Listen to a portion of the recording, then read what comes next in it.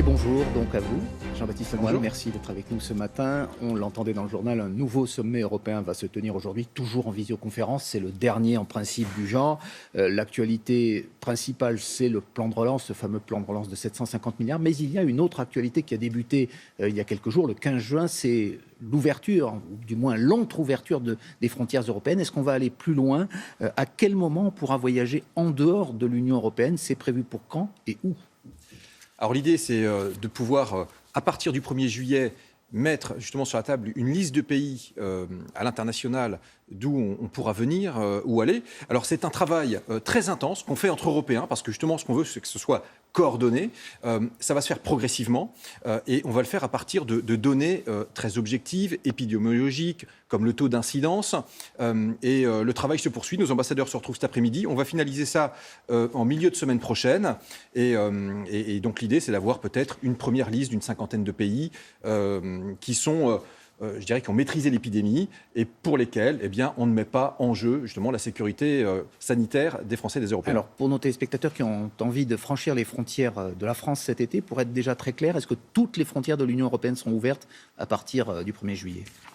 Alors, au sein de l'Union européenne, ça y est, alors depuis le 15 juin, ça se fait progressivement entre États membres. Il n'y aura pas d'exception. Et d'ailleurs, j'ai dit à nos amis belges, j'étais à la frontière lundi dernier, bienvenue en France, parce que nous serons très heureux de les accueillir.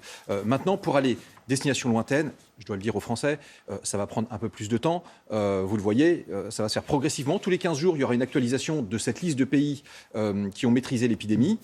Et donc, c'est pourquoi j'encourage finalement à un tourisme tricolore, un été bleu-blanc-rouge. Mais alors, il y a par exemple une destination que beaucoup de Français choisissent l'été, c'est l'Amérique du Nord, le Canada, les États-Unis d'Amérique. Est-ce que, par exemple, on peut imaginer qu'à l'été, ces destinations-là seront possibles pour les Français qui souhaitent y voyager? Alors, je ne peux pas vous donner des listes de pays aujourd'hui, parce que justement, le travail se poursuit sur les critères à prendre en compte, sur les tendances aussi. Ouais. Ça se fait de façon très précise avec notamment le Centre européen de prévention et de contrôle des maladies. Et on voit par exemple que, vous évoquez le continent américain, l'Amérique latine, elle, comprend des pays pour lesquels, en ce moment, le virus circule de façon très active. On pense au Brésil, donc il faudra les États-Unis, qui est une destination très prisée des Français. Est-ce qu'il y a une chance qu'on puisse se rendre aux USA cet été, par exemple? Réponse, milieu de semaine prochaine, parce qu'on aura fixé les indicateurs, et à partir des indicateurs, on aura la liste. Vous rencontrez dans l'autre sens donc des touristes, vous incitez plutôt, vous le disiez à l'instant, les touristes à revenir en France. Est-ce que ça veut dire qu'il n'y a aucun risque de réimportation du virus avec l'arrivée de touristes étrangers dans notre pays aujourd'hui ? Alors, c'est pour ça qu'on prend toutes les précautions. Quand on regarde le taux d'incidence, le nombre de cas dans les pays, c'est ça qui guide nos décisions. Et au niveau européen, on le voit, on a à peu près tous maîtrisé l'épidémie. C'est ce qui a permis de lever un certain nombre de contrôles. Et c'est très important parce que finalement, les 3/4 du tourisme international en France, vous savez qu'on est numéro 1 dans le monde de ce point de vue-là, eh bien, c'est un tourisme européen. Ce sont des Hollandais, ce sont des Allemands, ce sont des Belges, des Italiens. Et on est prêt à leur dérouler le tapis rouge parce que les professionnels du tourisme, vous savez, ils ont des fourmis dans les jambes, ils aiment accueillir, faire plaisir. Eh bien, je leur dis, bienvenue en France pour passer un moment, bienvenue, je crois, d'oxygénation après des temps un peu traumatiques qu'on a connus. Vous déroulez le tapis rouge, mais est-ce que ces étrangers, entre guillemets, ont envie de le fouler, ce tapis rouge? Est-ce que la France reste une destination attractive en dépit de ce qui s'est passé ces derniers mois? Écoutez, vous savez, je me fais le VRP de la destination France. Mais qu'est-ce que vous constatez? Et ce que je constate, c'est justement, c'est une envie de France, c'est des amoureux de la France, des gens d'ailleurs qui, parfois, ont acquis une résidence secondaire, ont pris des habitudes dans tel ou tel camping, et qui souvent m'interpellaient sur les réseaux sociaux en disant « Mais est-ce que je pourrais venir? Est-ce que je pourrais venir ?» Eh bien, désormais, on est en mesure de leur dire oui. Tout cela va se faire dans le respect de règles sanitaires, parce que les professionnels, je veux leur tirer mon chapeau, eh bien, ils ont mis en place des protocoles, ce qui fait que vous avez déjà des chiffres, Jean-Baptiste Lemoyne, en termes de réservation, en termes, vous parlez d'envie de France, mais ça, c'est un peu immatériel, si j'ose dire. Eh bien, des chiffres très concrets. La Fédération nationale de l'hôtellerie de plein air nous a signalé que dimanche dernier, ils étaient passés de 10 à 22% de clientèle européenne dans leurs réservations, alors que la moyenne, en temps normal, c'est 30%. Donc on voit bien que le rattrapage s'est fait, on a doublé en quelques jours. C'est le fruit justement de ce déclic psychologique qui s'est fait, je crois, chez les Européens.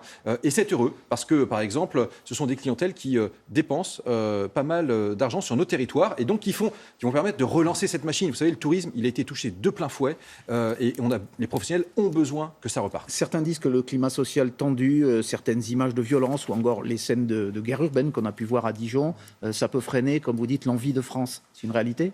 Ce qui est sûr, c'est que ce n'est pas la meilleure carte postale, je vous l'accorde. Maintenant, la destination France, elle est très résiliente. Vous savez, on a connu les attentats en 2015. On a connu des mouvements également violents avec les Gilets jaunes en 2018. Eh bien, à chaque fois, la destination France, elle s'est montrée résiliente. Elle a traversé ces événements. Elle a beaucoup perdu aussi. Et donc naturellement, il y a un impact post-Covid qui est là, qui est évident. Mais ce que je veux dire, c'est qu'il y a cette conscience de la part des Européens que finalement, pour faire le tour du monde, il suffit de venir en France. Parce qu'on est un condensé du monde. On a regardé des littoraux très différents, entre la plage des Landes, la crique méditerranéenne, des montagnes très différentes. Bref, il y en a pour tous les goûts. De tourisme, ça, il n'y a pas de doute. Mais est-ce que vous êtes d'accord, Laurent ? Très belle vente. Bon, au-delà de cette vente, il y a des chiffres. L'hôtellerie et la restauration ont souffert beaucoup pendant ces 3 mois de fermeture. Est-ce qu'elles vont rattraper le temps perdu ? Est-ce qu'il n'y a pas, il faut dire les chiffres tels qu'ils sont, il y a des trains qui sont annulés faute de réservation. Est-ce qu'on n'a pas tellement dit aux gens de ne pas justement prendre de risque, de redouter la seconde vague, qu'aujourd'hui il y a une frilosité? Vous parlez de déclic, mais ce déclic, il n'a pas encore eu lieu, Jean-Baptiste Lemoyne. Alors en fait, ça dépend des hébergements et ça dépend des modes de transport. On constate que par exemple, les locations, les gîtes de France, eh bien, ils ont multiplié par 10 le nombre de réservations quotidiennes. Je crois qu'on va aussi redécouvrir peut-être la maison de famille. Oui. Bref, on va aller dans des endroits où on se sent en sécurité. Et s'agissant des modes de transport, je veux le dire, il n'y a aucun risque. Ils se sont tous adaptés, transporteurs aériens, transporteurs ferroviaires. Mais c'est vrai qu'on peut constater peut-être une envie d'utiliser son véhicule personnel. C'est une sorte de bulle. On se sent peut-être plus en sécurité. Mais quel que soit le mode de transport, sachez que ça, vous devez le déplorer à l'heure où justement la Convention pour le climat rend son verdict. On incite plutôt à prendre le train, des transports collectifs. Or, ces trains-là, eh bien, ils sont soit peu remplis, soit carrément supprimés, faute de réservation. Bien sûr, mais vous savez, mon collègue des transports, Jean-Baptiste Djibari, par exemple, travaille sur une relance des trains de nuit. Et pour desservir un certain nombre de destinations, c'est très précieux, très utile. Je pense à la montagne. Mais ce que je veux dire, c'est que ce moment que nous avons vécu, il génère aussi des changements de comportement. Et de mon point de vue, je veux travailler un tourisme qui soit plus durable, plus soutenable. C'est la feuille de route que j'ai pour les prochains mois, les prochaines années. Tout autre sujet, Jean-Baptiste Lemoyne. Les cérémonies commémorant l'appel du 18 juin ont eu lieu hier, avec notamment la visite d'Emmanuel Macron à Londres. Tout le monde revendique aujourd'hui l'héritage du général de Gaulle. Vous venez de l'UMP, qui était le parti gaulliste, entre guillemets. Comment vous jugez ce phénomène de récupération du gaullisme ? Ce que je constate, c'est que manifestement, il y a beaucoup de croyants autoproclamés, mais un peu moins de pratiquants. Parce que le gaullisme, c'est quoi ? C'est l'unité nationale, c'est la souveraineté, qu'elle soit nationale ou exercée dans un cadre européen. C'est la recherche d'une troisième voie, par exemple à l'échelle économique et sociale, avec la participation. Et nous avons d'ailleurs une députée En Marche qui propose d'élargir cette participation. Et puis c'est aussi une troisième voie au niveau international. C'est avoir une France, une Europe qui ne soit pas alignée sur un bloc. Ce terme de gaulliste alors ? Eh bien, regardez, quand je vois Marine Le Pen, par exemple, qui va chercher à se financer en Russie, ou Jean-Luc Mélenchon qui fait de l'œil au régime vénézuélien, moi je considère que c'est pas ça le gaullisme. Le gaullisme, je peux vous dire que Emmanuel Macron, à travers ce qu'il a jeté en 2017, en faisant justement venir des gens issus de toutes les familles politiques, de la société civile, pour rebâtir, refonder la France, je crois que... C'est lui l'héritier de Gaulle, alors, à vos yeux. Je crois qu'il y a eu la rencontre entre un homme et un peuple, et ça, c'est l'esprit gaulliste. Eh bien, voilà qui est dit de votre part ce matin.